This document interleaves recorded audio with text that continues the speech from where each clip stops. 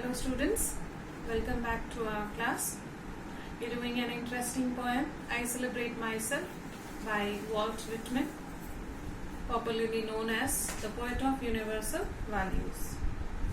So in the previous class we have learnt about the poet's happiness in being alive and he's singing a song of celebration, a song of myself in which he's celebrating his entity.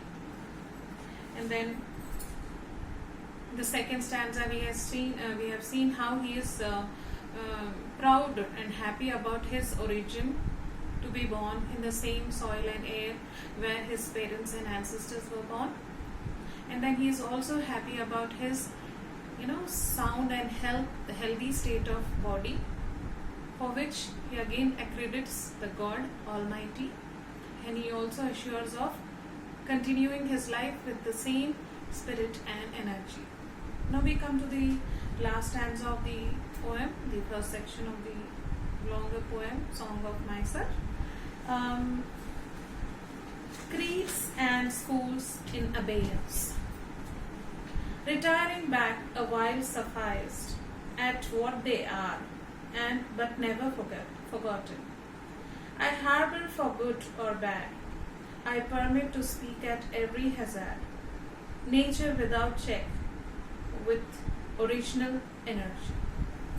So what do you mean by these words, creed and schools? Here they have some deep relevance. Creed, a set of principles, dogmas or religious beliefs. We all follow our own religious principles, beliefs, right? And these religious principles, these set of rules, separate us from one another. Thus starts the discrimination. The discrimination in terms of religion, caste, creed and all that. Okay. And then schools. Here school refers to a group of writers, artists with the same style of work and opinion. So here the poet wants us to keep all of these aside.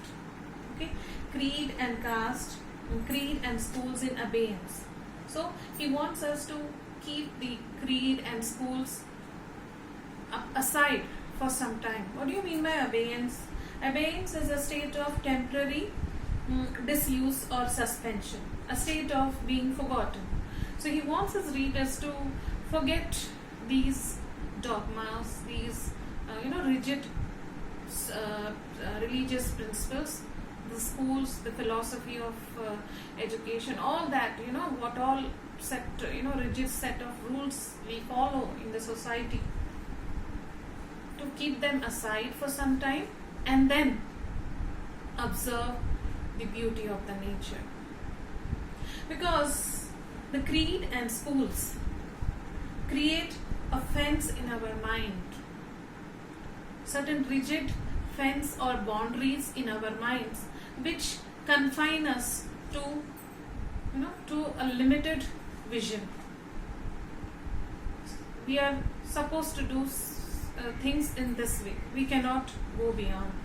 We have to follow the norms and set rules of the society. We cannot go beyond. We cannot express our own feeling in our own ways. So, these religious beliefs and sects, all these make us confined to a particular school of thinking, particular principles of society. So, all these things, all this creed and school, the poet wants us to forget for some time and then observe the beauty of the nature, where you would wonder to notice that the nature expresses itself with its primal energy without any interference from anything or anyone. So he doesn't want anything to interfere in his inclination towards nature. He doesn't want any set of principle, any rigid dogma or any set of rules to come in between him and the beauty of the nature. He wants to explore the nature in its own free style, in its own free verse.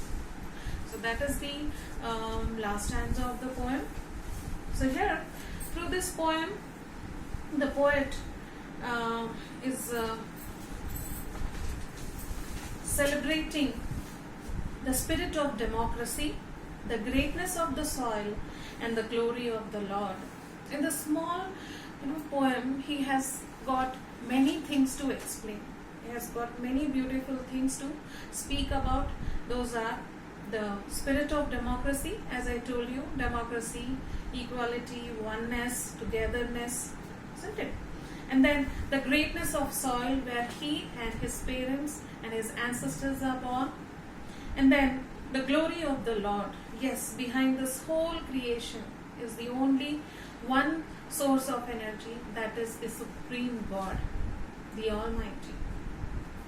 And he further extends to become a universal entity. He doesn't want to confine to any particular society or any particular school. He wants to evolve as a universal entity, and thereby explore the nature in its own free words. The poet praises his existence, his land, his parents, his health, his nature, and everything in his universe. So that is the poem all about. And that's all for today. In the next class, we are going to discuss the tasks to be done for this poem. Thank you.